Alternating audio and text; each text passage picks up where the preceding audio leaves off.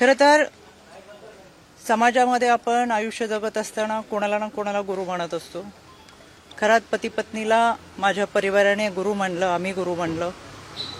आणि काही वेळा तिथं होत असलेला कार्यक्रम, मग तो महाशिवरात्रीचा असेल, गुरुपौर्णिमेचा असेल, या कार्यक्रमाच्या निमित्तानं विद्यार्थ्यांच्या शैक्षणिक साहित्य वाटपाचा असेल, या निमित्तानं आम्ही उपस्थित राहत होतो.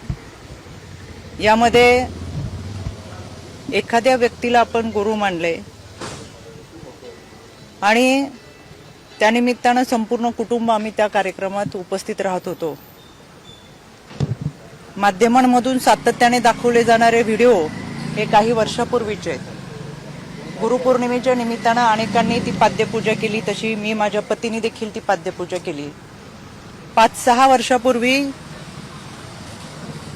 ज्यावेळेस आपण ज्या लोकांच्या संपर्कात असतो ते 5-6 वर्षानंतर एखाद्याचं कृत्य, एखाद्याची वैयक्तिक वागणूक, त्याचं वैयक्तिक आयुष्य याच्याबाबत आपल्याला कोणतीही सुत्रम कल्पना नसते.